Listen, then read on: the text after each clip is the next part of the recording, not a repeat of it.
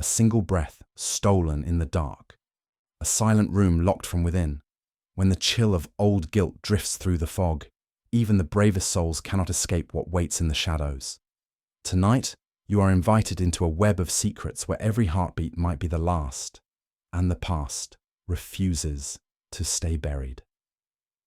Before we begin, I'd love to know, where in the world are you listening from, and what time is it for you right now?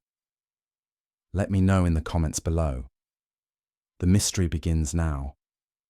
It was upon a damp and bone-chilling evening in early November that I found myself once more ensconced in the warm clutter of our sitting room at 221B Baker Street. The fog had settled low over the city, muffling the rattle of wheels and rendering gas lamps as little more than halos in the haze. Within, however, the fire crackled with defiance, casting long shadows upon the bookshelves, the chemical apparatus, and the violin that lay silent across the table. Sherlock Holmes sat motionless in the armchair opposite, his long, lean fingers steepled beneath his chin, and his eyes half-lidded in abstraction.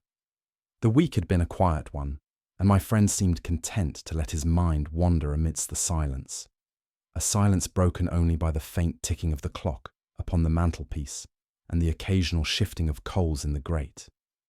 There was about him a curious stillness, not born of idleness, but of mental absorption. He had not spoken for some time, and I had long since given up trying to draw him into conversation, resigned instead to observing the familiar contours of his profile and wondering, as I often did, upon what distant shore his mind had anchored itself. "Curious," Holmes murmured at length, rousing from his silence as his eyes fixed upon an object draped carelessly over the edge of the side table. "Watson, would you be so good as to pass me that handkerchief?" I did so without question, noting as I retrieved it that the linen was finely woven and bore an embroidered monogram, J.H.W., stitched in blue thread. "A hansom cab," Holmes began, smoothing the fabric between his fingers. "Driver from Whitehall to Oxford Street, approximately 1 hour ago. Passenger, a gentleman of no small means but uncertain footing. Anxious disposition. The handkerchief, by the way, was not dropped by him, but left behind deliberately." I could not suppress a smile. "Really, Holmes, you astound me. How could you possibly deduce all that from a mere square of cloth?"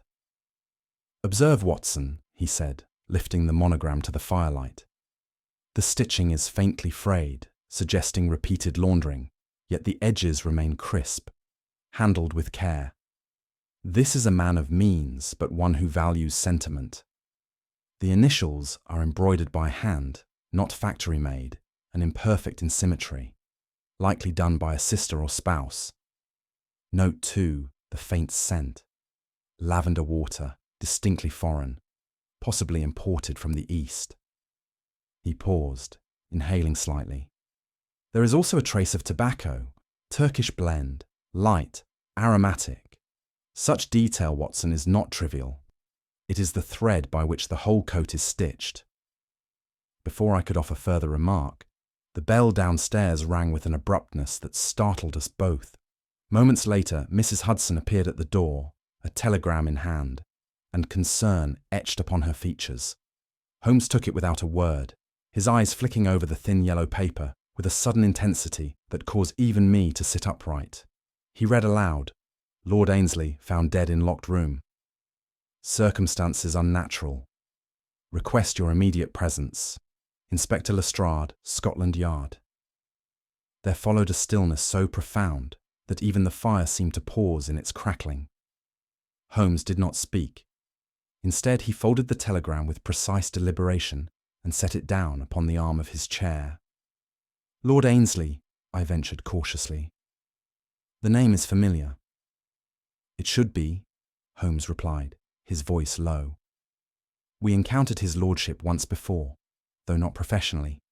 He is, or rather was, a man of stature, political influence, and secrets buried deep beneath his honour."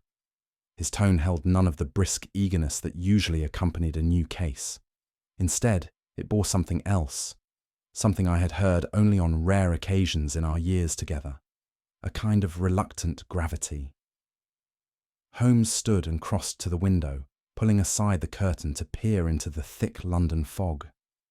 The street below was barely visible, but his gaze seemed fixed upon some distant point, far beyond the reach of gaslight or mist.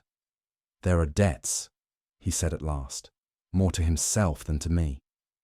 "Debts of the spirit that no coin may pay." I rose as well, sensing the weight behind his words. "You mean to take the case, then?" He turned toward me, his expression unreadable save for the sharpness of his eyes. "Pack your bag, Watson. We leave for Berkshire on the first train. Lord Ainsley's death is not merely a riddle to be solved, it is a reckoning long delayed." And with that, the game was, unmistakably, afoot. It was scarcely past 9 the following morning when Mrs. Hudson appeared once more at the sitting-room door, her voice low with import. "A lady, sir. She insists it is a matter for Mr. Holmes, most urgent." Before we could inquire further, the lady herself stepped into the room with a grace that was both commanding and sorrowful.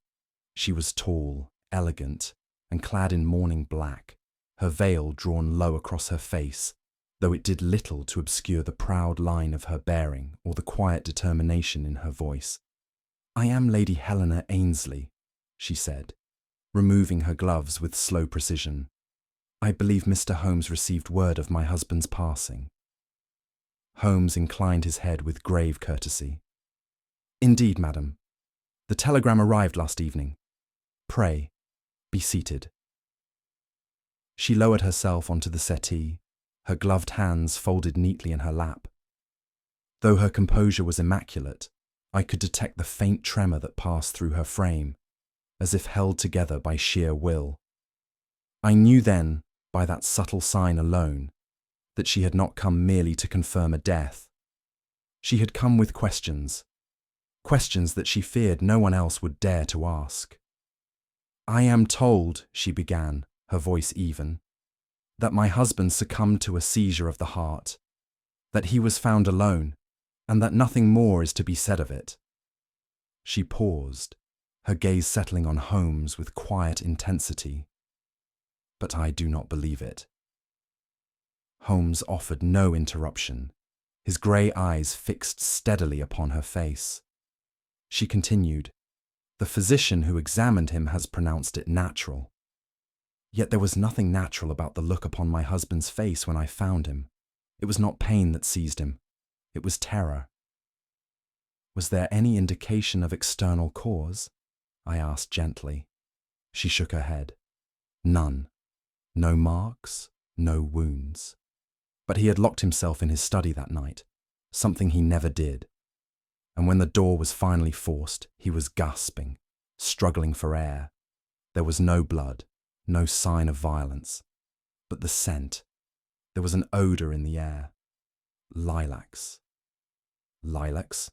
Holmes echoed. She nodded. Faint, but unmistakable, and entirely out of place. Her voice wavered slightly now, though she wrestled it back under control. "I knew then, in my bones, that what took him was not the hand of Providence, but the hand of another." Holmes leaned forward. "You say the door was locked?" "Bolted from the inside," she replied, the key still in his pocket. "Windows?" "Secured. The panes were intact, no sign of forced entry. The study is on the first floor, overlooking the gardens, and there is ivy against the stone. But none of it disturbed." Holmes steepled his fingers. "And how long had he been inside?" "Less than an hour," she said. "He dined with me at 7. At 8, he excused himself to retire to his study, saying only that he had a letter to write. At 9, when I knocked, there was no answer. I fetched the butler and we forced the door." She hesitated, her expression growing distant. "He was still alive then, barely, gasping, clawing faintly at the air. He could not speak. His eyes, they looked past me, as though seeing something I could not." She lowered her gaze. He died before the physician arrived. Within minutes, Holmes was silent for a long moment, then asked, "You are certain there were no vials, powders, or instruments about? Nothing unusual? Only his writing desk, his bookshelves, a small decanter of brandy, and the scent, that cloying, floral scent that does not belong in a place of death." "There is something else," she said after a long pause. "Something I have not told the authorities." Holmes gave a slight nod of encouragement. "My husband served during the Second Afghan War," she began. "He rarely spoke of it, save in abstract terms. But once, years ago, during a night of fever, he called out a name. Thurlow. He begged forgiveness. He wept. And then, the next day, he denied it ever happened." "Thurlow?" I asked. She nodded. "The name meant nothing to me then, but something in the past had marked him. I came to believe it was guilt, deep, buried, and unresolved." She drew a slow breath. "And in the week before his death, he was changed, more silent than usual, distracted. I found him once standing before the mirror, muttering to himself in a language I did not know. It frightened me." Holmes's brow furrowed. "Did he receive any visitors in the days preceding his death?" "One, a man I did not recognize, tall, gaunt, with a limp. They spoke privately in the study. My husband was pale when he emerged." Her voice dropped to a whisper. I believe that the past came to our doorstep, and it took him with it." Without a word, Lady Helena reached into her reticule and withdrew a small envelope sealed with her husband's signet. "He left this," she said, "among his papers, addressed to me but marked, only to be opened if I die before the 18th. She extended it toward Holmes, who took it with the utmost care. He studied the wax seal for a moment, then laid it gently on the table without breaking it. "I have not opened it," she said. "I dare not." Holmes turned to me, his expression grave. "Watson, I believe we must take the earliest train to Berkshire." Then, to Lady Helena, he said, "You have done wisely in coming to me. This is no ordinary case of natural death, nor, I think, is it a simple matter of vengeance. It is something older, something long buried, and if we are to prevent its roots from strangling others, we must begin at once." Lady Helena inclined her head with weary gratitude, and as Holmes rose to gather his things, I could not help but feel that the true nature of Lord Ainsley's death had only just begun to reveal itself. We departed London beneath a ceiling of unbroken cloud, the city's spires and chimney pots vanishing behind a veil of mist as the train carried us westward.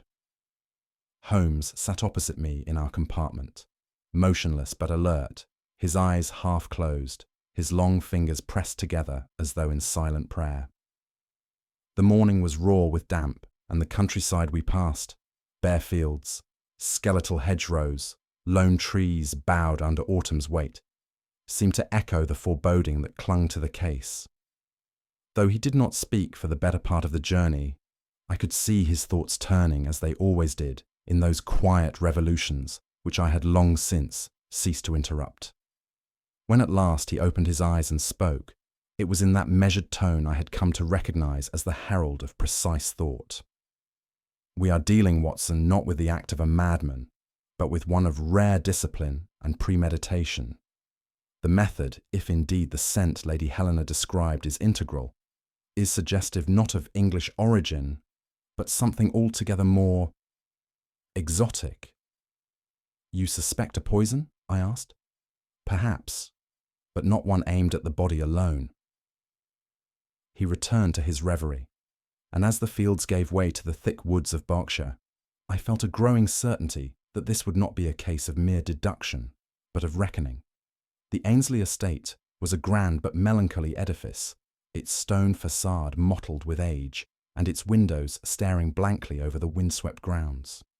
We were received with formality by the household staff, whose expressions ranged from subdued anxiety to open wariness. It was the butler, a stooped and silent man named Rook, who escorted us to the late Lord's study, where the events of that grim night had unfolded. Holmes took his time upon entry, pausing at the threshold as if inhaling the very history of the room. The study itself was richly appointed, shelves lined with leather-bound volumes, an ornate desk facing the hearth, a decanter of untouched brandy, and a broad window that looked out onto the overgrown garden. The latch was intact. The hinges had not been forced. Holmes tested the frame, inspected the lock, and found no signs of tampering. "It is precisely as Lady Helena described," he murmured, "sealed and silent." He bent then, examining the carpet near the window, brushing aside a layer of fine dust with the tip of his cane. The faint outline of a footprint, one barely distinguishable but nonetheless present, caught the light at a particular angle. "Watson, look here," he said softly. "A trace. The weight was uneven, heel-heavy, limping. Yet the window remained shut." I leaned closer, and the scent met my nostrils at once. Floral, sickly sweet, foreign. "The lilac," I said. "Or something masquerading as it," Holmes replied. He did not yet speculate aloud, but his gaze lingered on that phantom footprint with a fascination I had learned to recognize. He had seen the ghost of a story waiting to be told. Having concluded his inspection of the study, Holmes requested an interview with the household's senior staff, beginning with Rook, the butler. The man was dutiful and measured in speech, but I noted a nervousness in his manner, a subtle tremor in his hands as he poured the tea. Holmes politely declined. "We've served Lord Ainsley near 20 years, sir," Rook said. "He were a hard man at times, but fair, always fair. Yet in these last few weeks, there was a change. Something haunted him." "Did he speak of it?" Holmes asked. "Not to me directly, sir, but he paced at night, muttered under his breath. We could hear him from the landing." "And visitors?" Holmes inquired. Rook hesitated. "There was one, about 5 days before his death. A gentleman, if you could call him that. Gaunt fellow, hollow-cheeked. Walked with a limp, leaned heavy on a cane. Didn't give a name. They spoke in the study for near an hour. When he left, my lord looked pale, frightened even." Holmes's eyes narrowed slightly. "And did you happen to overhear any portion of their conversation?" "Only a raised voice near the end. The visitor said, 'You made a vow, and you ran.' Then the door opened, and my lord was alone." "A vow," Holmes repeated softly. "And you're certain this man has not returned?" "I would know if he had, sir. His face stays with me, like something carved in stone." Holmes exchanged a glance with me then, brief but telling. The past had indeed returned to knock at Lord Ainsley's door.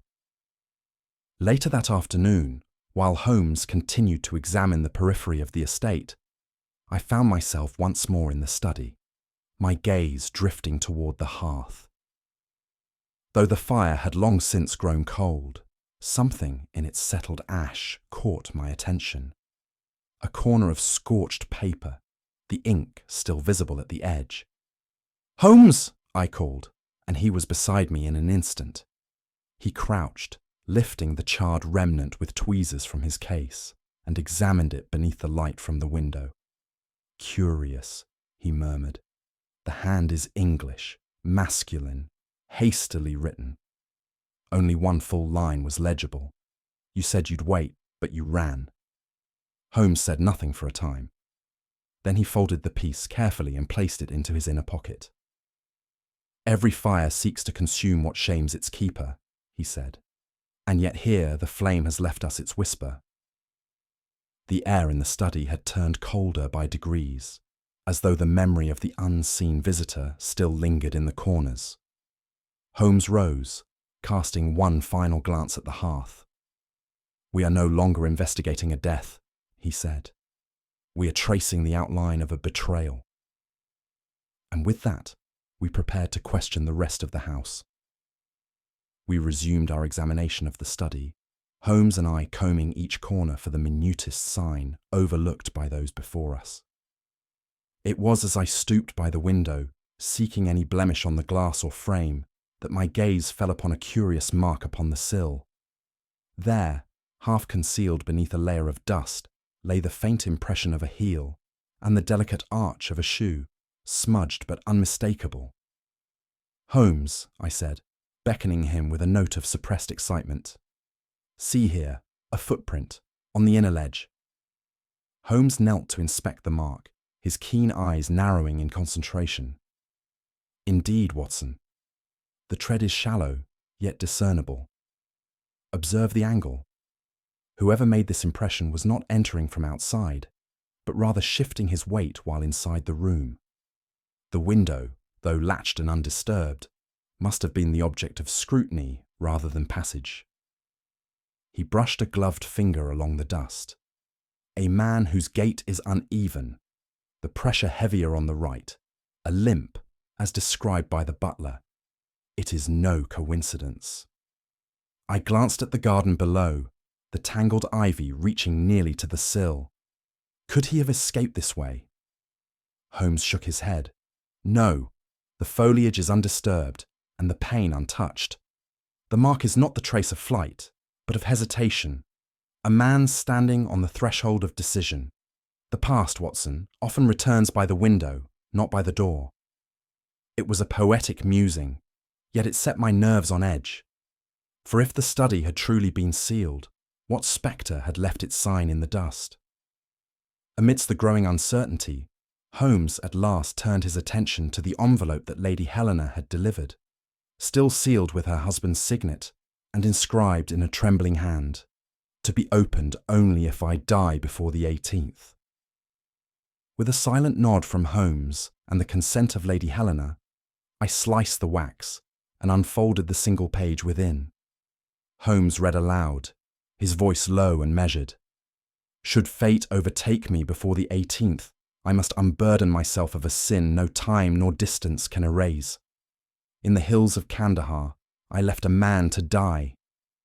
Thurlow. We were surrounded, hope lost, and I, in a moment of terror, broke the vow I had made at dawn. I swore to wait, to return for him, but I ran. His eyes have haunted me since. If this confession finds light, I ask only forgiveness for my weakness and mercy for those I have left behind." A hush fell over the room, the weight of the words pressing down upon us.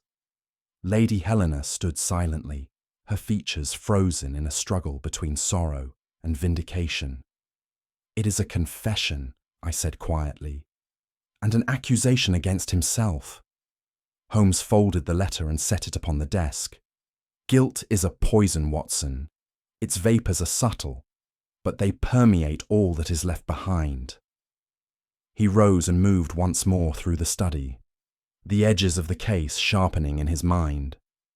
The presence of Thurlow, whether as man or memory, is at the heart of this matter. Our next clues will be found where the past was most carefully hidden. Holmes's gaze soon fixed upon a painting that hung slightly askew above the sideboard, a depiction of the Afghan mountains, their stark peaks rendered in sombre hues. He reached up and adjusted the frame, and as he did so, the canvas swung forward, revealing a shallow recess hollowed into the wall. Within the compartment, there was nothing now but dust and a few stray threads of cloth, yet the shape imprinted upon the lining suggested that it had once held something rectangular, perhaps a journal or a small box. Holmes examined the space with care, his fingers tracing the faint outline left behind. "This," he murmured, "was not constructed by chance. Lord Ainsley kept something here, something he valued above gold or reputation, for he went to lengths to conceal it even from himself." He replaced the painting and stepped back, his features thoughtful. "It has been removed, most likely by the one who forced his hand to confession. We must inquire as to who, besides Lord Ainsley, knew of this hiding place. The discovery lent a new urgency to the investigation. If secrets had been unearthed, then surely their unearthing was not yet done. Holmes proceeded to the great desk, opening each drawer with a methodical patience born of habit. In the lowest compartment, beneath a folio of correspondence, he found a slender glass bottle, its label adorned with curling Persian script. He uncorked it, and the scent that escaped was unmistakable. The same haunting fragrance that had clung to the room, sweet yet disquieting, redolent of lilacs, but tinged with something deeper and more alien. He held the vial beneath my nose, and I shuddered at the vividness of memory it conjured. "It is not mere perfume," Holmes said softly. "It is a distillation, perhaps medicinal, perhaps more. Its origin lies east of Suez. We must learn its purpose and its effects, for I believe it to be the key that unlocks not just a room, but a conscience."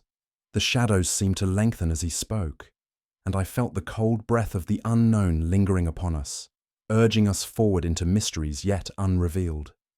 The investigation, in Holmes's mind, could not be restricted to the estate alone. As soon as the dawn's first light broke through the Berkshire mist, we set off for the village, seeking the apothecary whose knowledge, Holmes insisted, might prove decisive. The shop was redolent of herbs, camphor, and the faintest trace of opium, scents familiar and not unwelcome to a medical man. Holmes, ever direct, inquired after any recent purchases or thefts of compounds with soporific or noxious properties. The apothecary, a man of some years and even more caution, revealed with reluctance that a small bottle of Persian origin had vanished from his stores scarcely a week prior. A tincture, he said, rare, most rare. The oil of the shabnam flower, distilled by hand and prized for its potent, peculiar effects. To the unwary, a perfume. To the practiced, a weapon. Holmes's interest was piqued. Could it induce symptoms of asphyxiation or simulate the grip of death? The apothecary nodded gravely. A few drops upon a handkerchief or pillow. Yes, it could rob a man of breath, not forever, but long enough to sow terror. As we departed, Holmes turned to me with a look of grim satisfaction. "We have found our instrument, Watson. What remains is to uncover whose hand wielded it, and why." Returning to the estate, I sought out the late Lord's physician, who had recorded the particulars of his demise in a neat, dispassionate script. I reviewed the notes with the eye of a doctor and the heart of a friend. The inconsistencies leapt forth at once. Though the official cause was seizure, there were marks about the neck. Faint, like the memory of a vanished hand. The lips bore a bluish tint, indicative of oxygen deprivation, while the pupils were dilated and the pulse had been weak, thready, erratic to the last. There was no mention of convulsion, no evidence of the contorted limbs or clenched jaw that so often attended sudden cardiac death. Instead, it was as if Lord Ainsley had been suffocated by invisible means, denied air not by force, but by some subtle, insidious mechanism. When I relayed my findings to Holmes, he nodded gravely. "A death masquerading as a malady, Watson. The mask, however, is thin, and beneath it, the truth will not long remain hidden. The portrait of Lord Ainsley's tormentor, drawn in our minds by the butler's recollection, the physician's evidence, and Lady Helena's haunted account, began to coalesce into a single, spectral figure."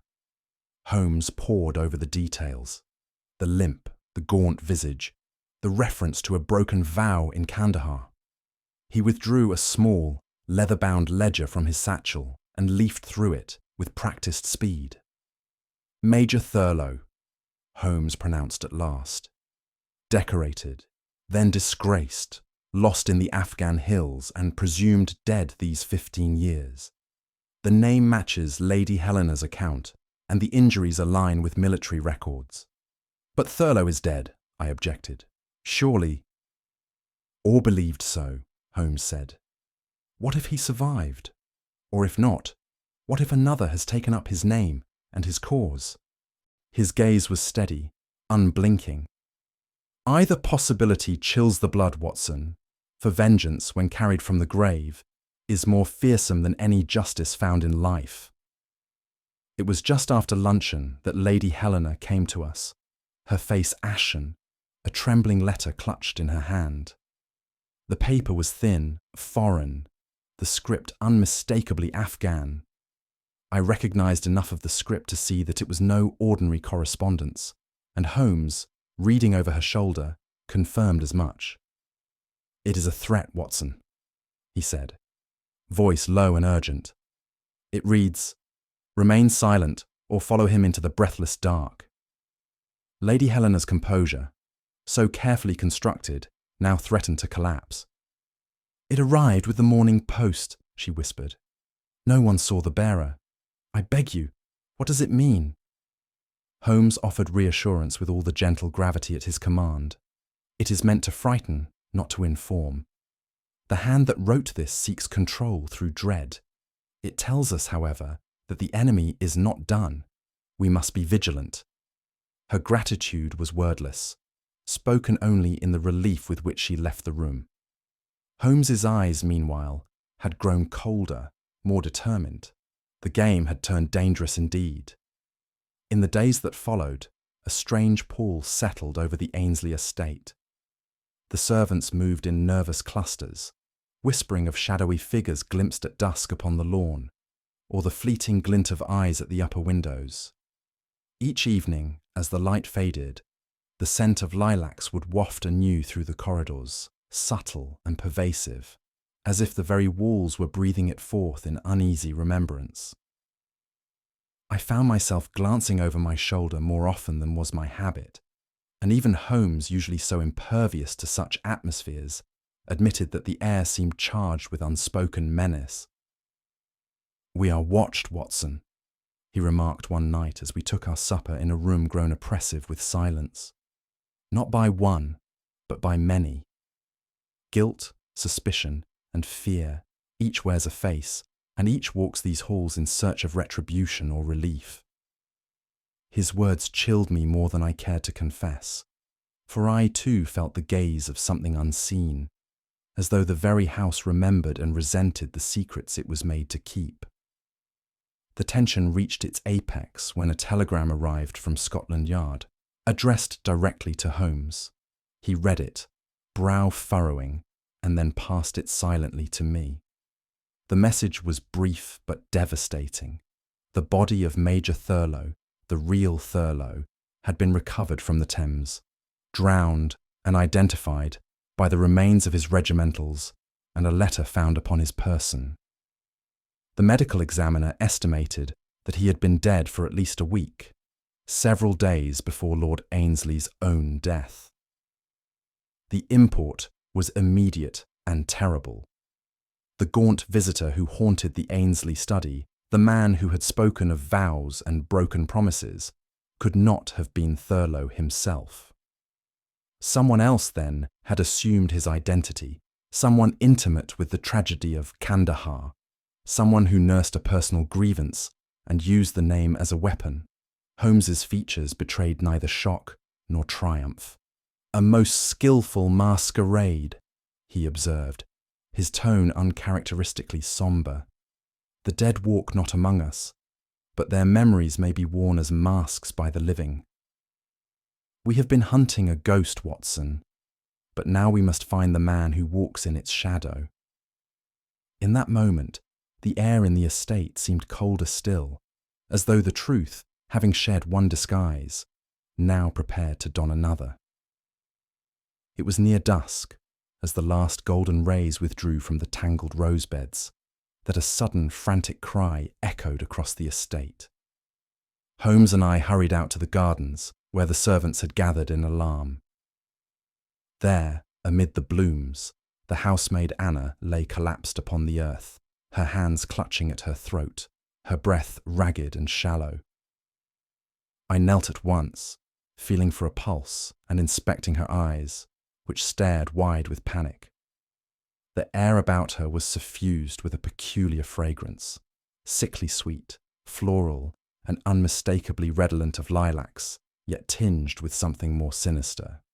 "She is struggling to breathe," I announced, "but there are no marks, no sign of physical violence." Holmes drew in the scent with a look of deepening concern. "The same compound, Watson, the very same. It would appear our adversary has grown bold or desperate." With my assistance, Anna slowly regained her senses, but she could offer nothing more than a trembling account of sudden dizziness, a strange perfume, and darkness descending like a veil. Holmes's features hardened. "The threat, Watson, walks among us still."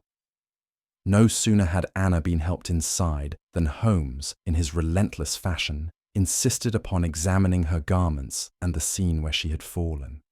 Producing a vial and dropper from his case, he collected a trace of the residue clinging to her sleeve and subjected it to a series of rapid, improvised tests.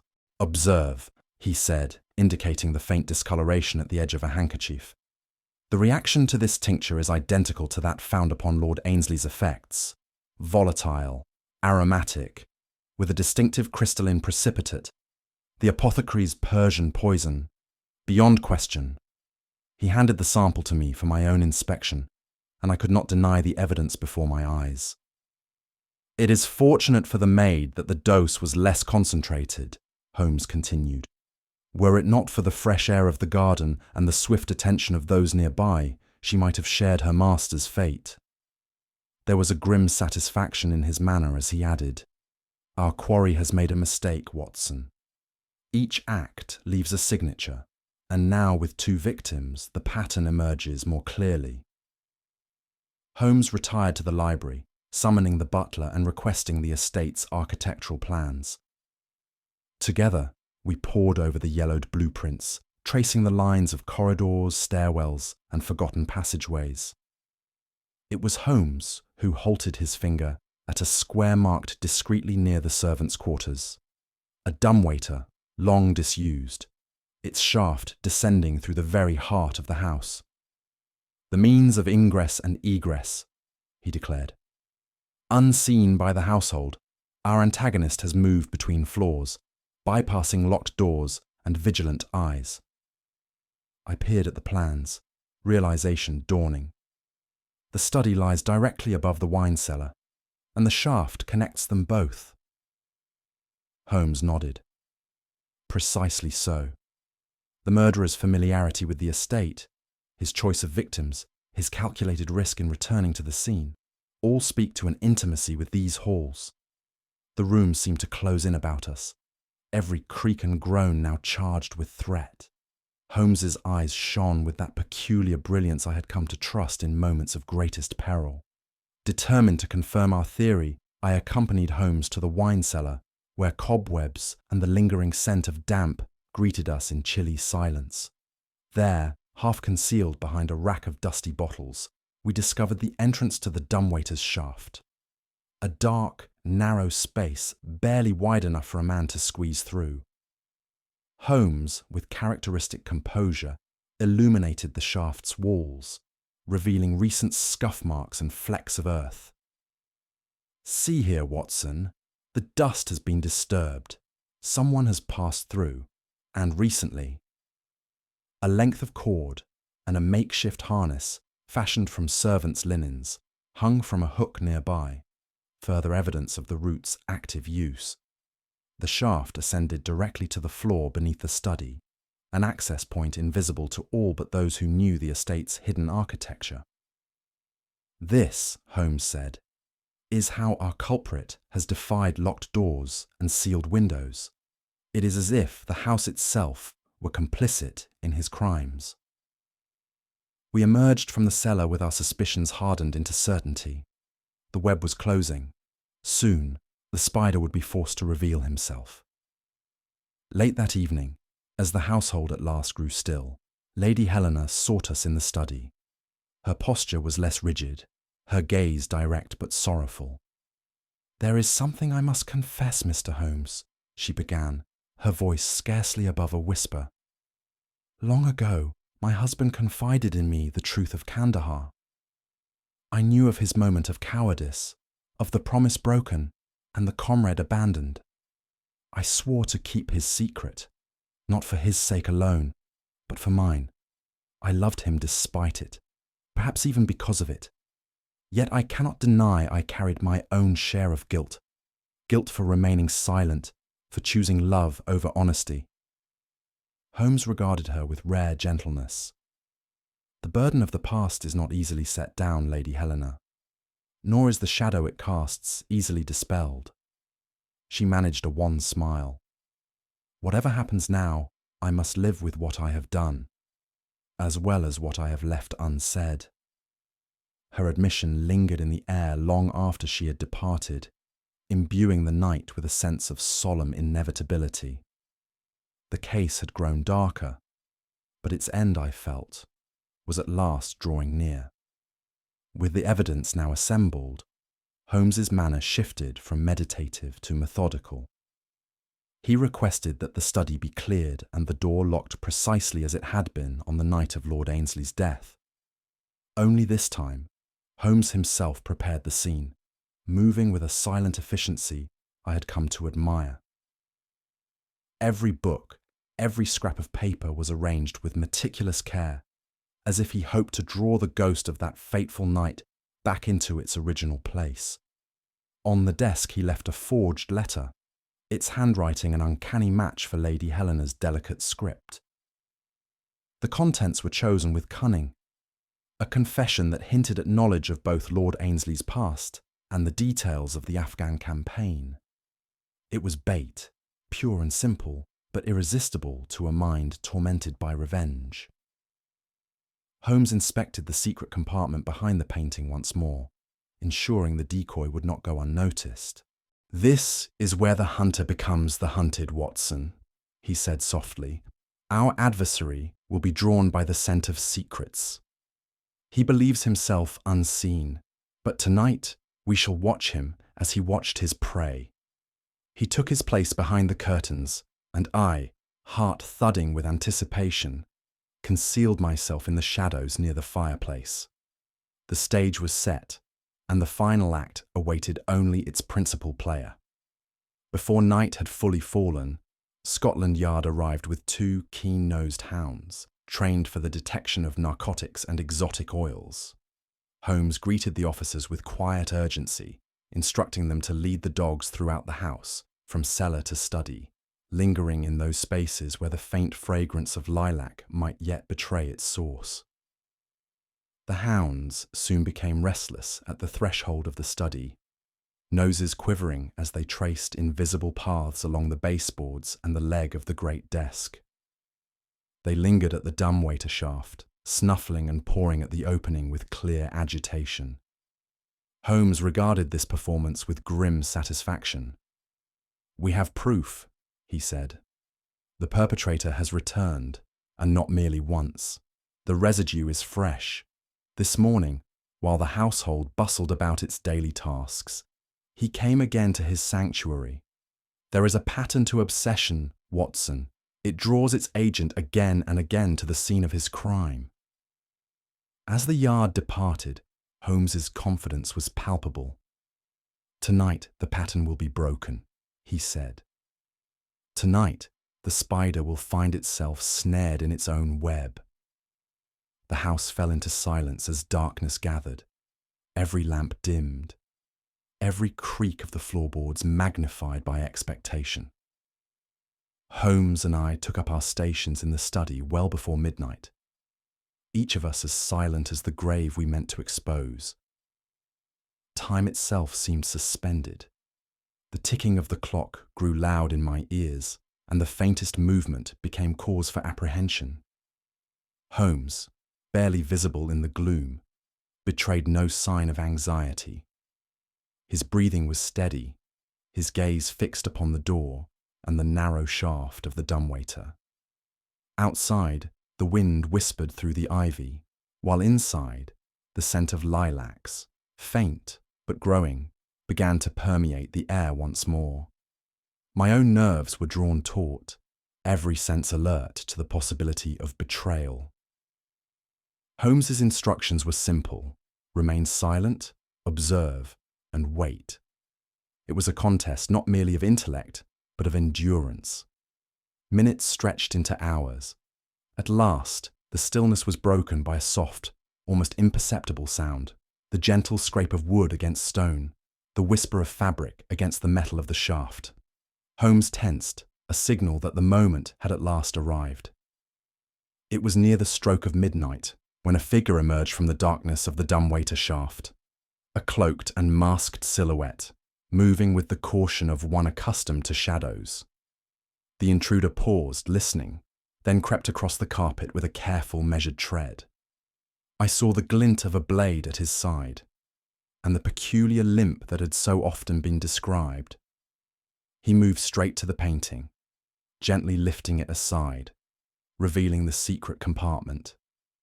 His gloved hand trembled as he extracted the forged letter Holmes had planted, the lure that would at last expose him.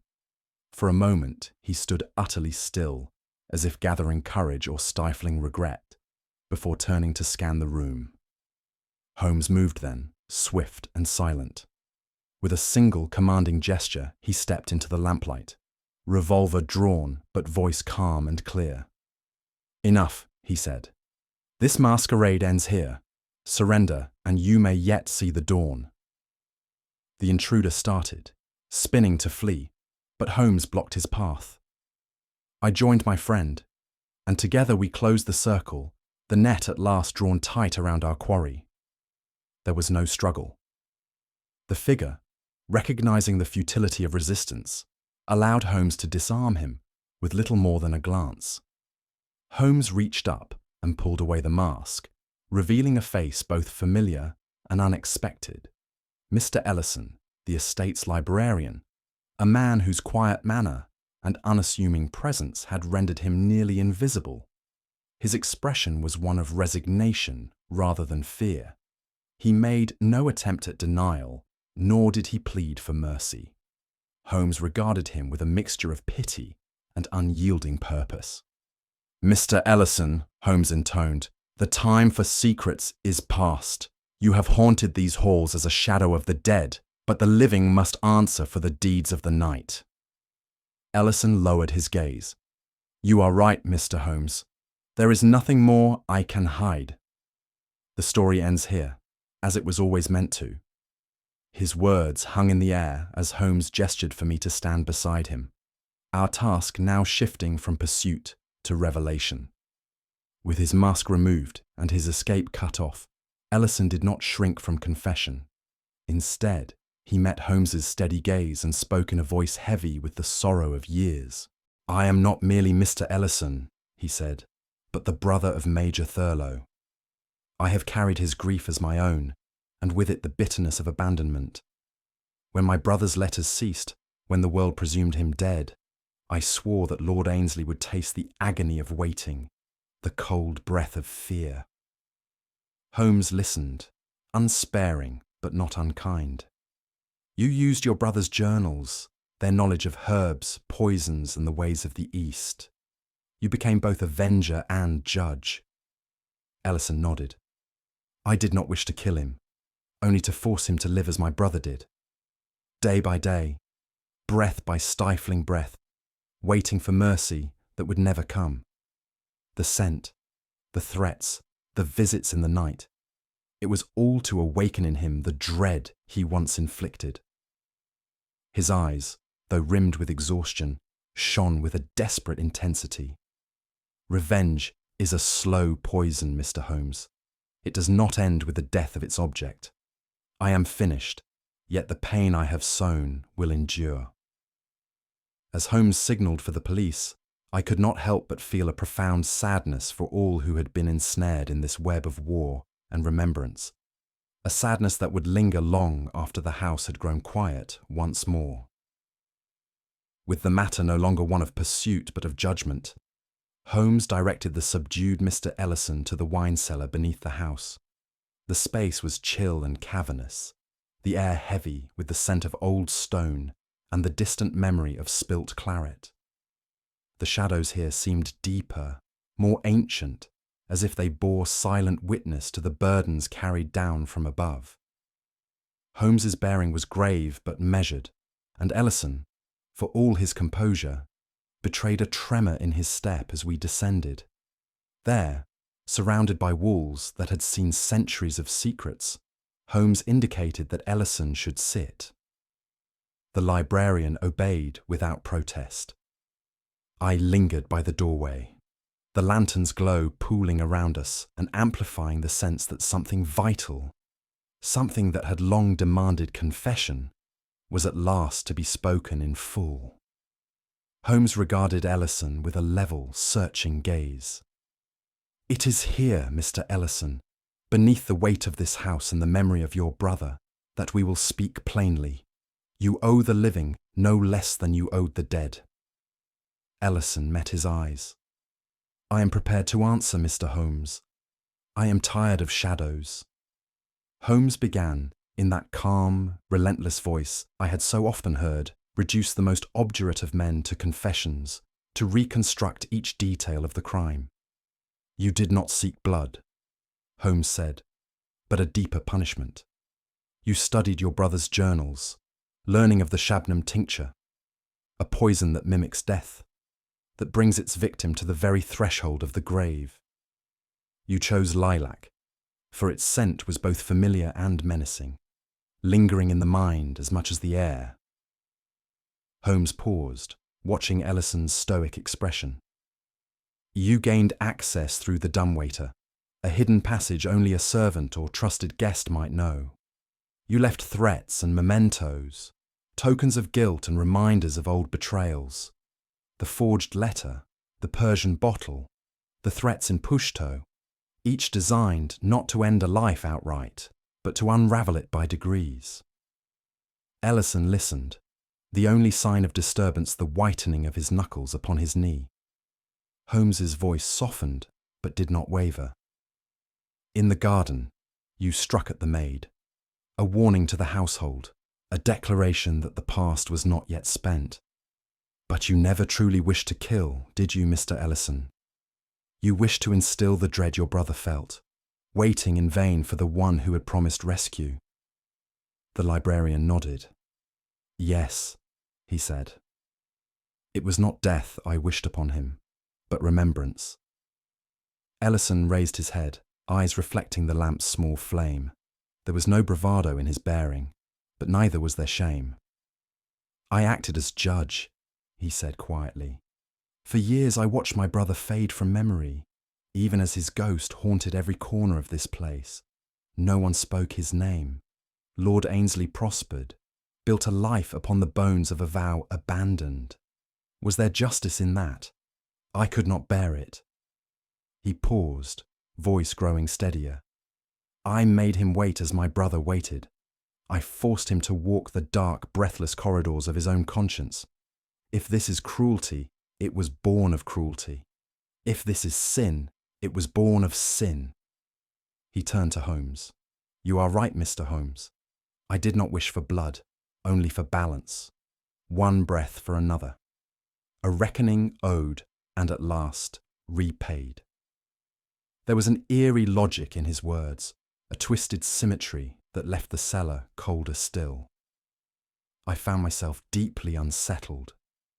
The tragedy of Kandahar and the chain of grief it wrought now seemed to bind all who had touched it, living and dead alike.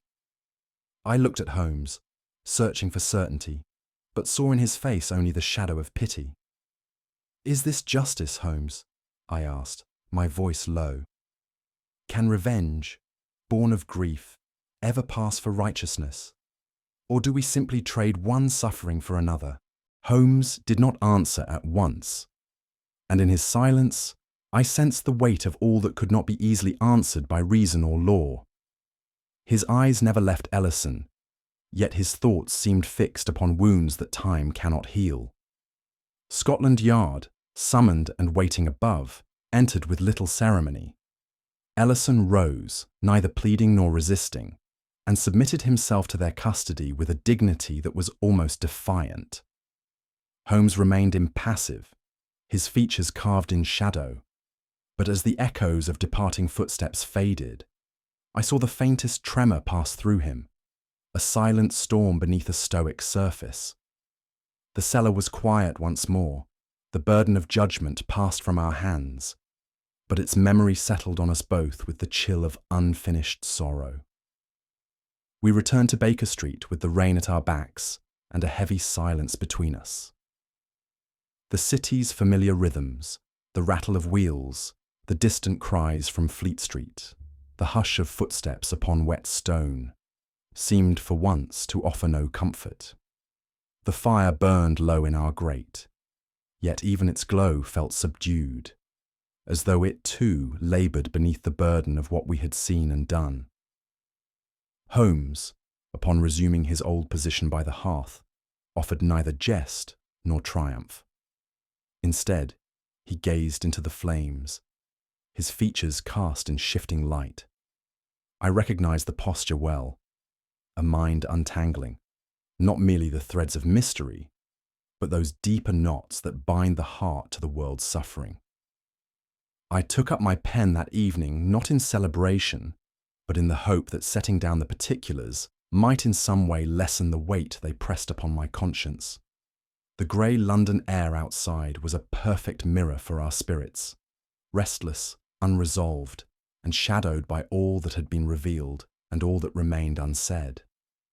It was Holmes who, after a long interval, broke the silence. He spoke not as one who relished victory, but as a craftsman intent on ensuring no thread in his tapestry had been left to unravel.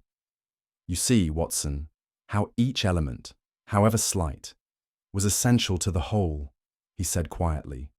The footprint upon the sill, the limp, the weight uneven, a man haunted by injury and memory alike. The letter found in ashes, the broken vow, written in haste and burned in shame. The secret compartment behind the Afghan mountains, a repository for guilt, later rifled by vengeful hands. And the Persian bottle, the scent of Shabnam flower, equal parts perfume and instrument of terror. He paused, steepling his fingers. The dumbwaiter, long forgotten, became both passage and sanctuary. Through it, Ellison, armed with his brother's knowledge, could come and go as he pleased, leaving no trace save the chill of fear and the breath of lilacs.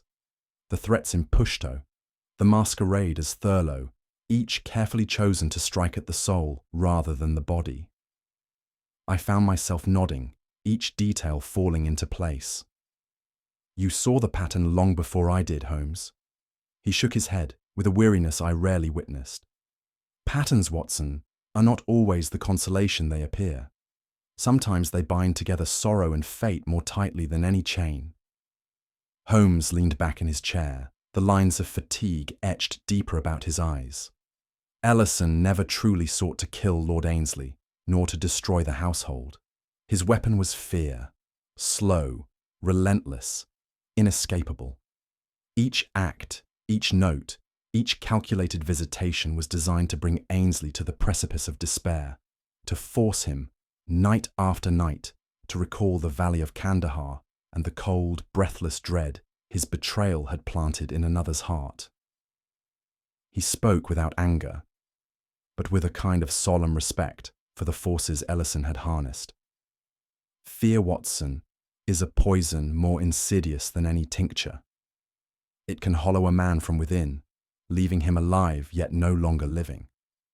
I felt the truth of his words keenly. The cruelty of the case had not been its violence, but its endurance. The echo of old pain visited upon the living, multiplied in the darkness until it could no longer be borne. Ellison's vengeance had always been more psychological than physical, and it was this perhaps that most troubled Holmes in the quiet aftermath. On the third morning after our return, a letter arrived, addressed in a delicate, familiar hand. It was from Lady Helena Ainsley, and it bore neither bitterness nor accusation, but an air of weary resolve. I read it aloud at Holmes's request. Dear Doctor, Watson, I write to inform you that I am leaving England. The house is too full of ghosts, some cherished, some feared. I have loved and I have lost. and in my silence I have betrayed myself no less than those whom I sought to protect. Let it be known that I hold no malice, nor do I seek understanding from those who have not shared my burdens.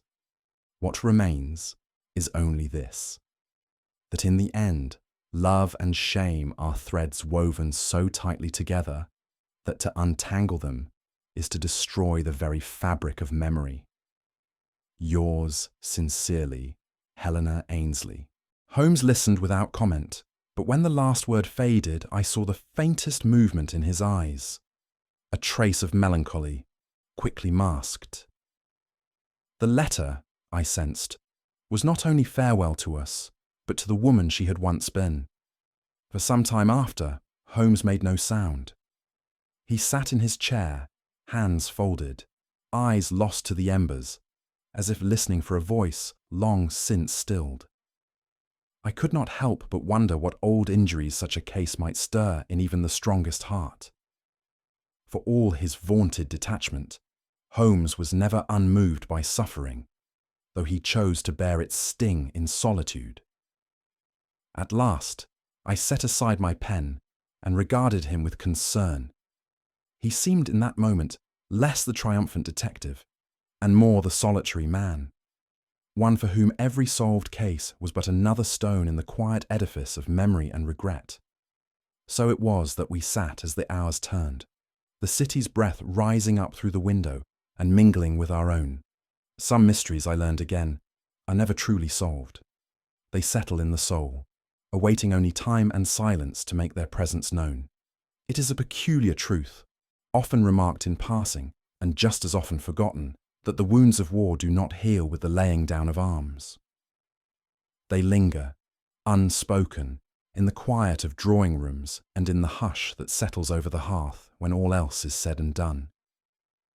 As I sat in the familiar confines of Baker Street, pen in hand, I could not help but reflect upon how easily the crimes of the battlefield slip into the shadows of peacetime, shaping destinies in silence and altering lives long after the banners are folded away. The events surrounding Lord Ainsley's death had revealed to me a landscape more harrowing than any physical terrain. The secret country of remorse, shame, and unfulfilled promises. Guilt, like some silent malady, had seeped into the very stones of the Ainsley estate, and through Ellison's machinations, found its echo in the world once more. We imagine peace as a respite from conflict, but in truth, it is all too often the stage upon which the ghosts of old battles rehearse their tragic acts anew.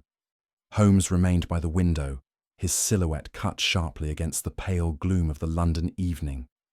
For a time, neither of us spoke. Then, as if plucking his thought from the very air, Holmes murmured, "No act of cowardice is ever truly buried, Watson. It merely waits for its breath to be heard."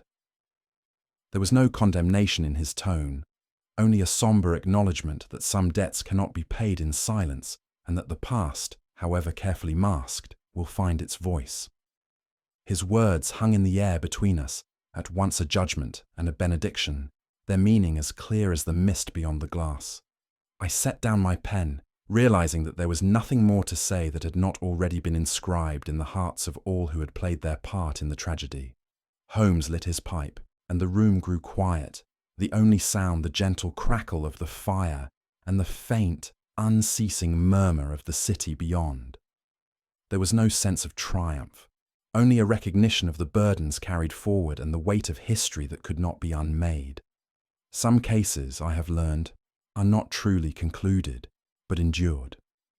The story of Lord Ainsley's final breath was one such case, a mystery not merely solved, but survived, its silence speaking as eloquently as any revelation, long after the last word had been written.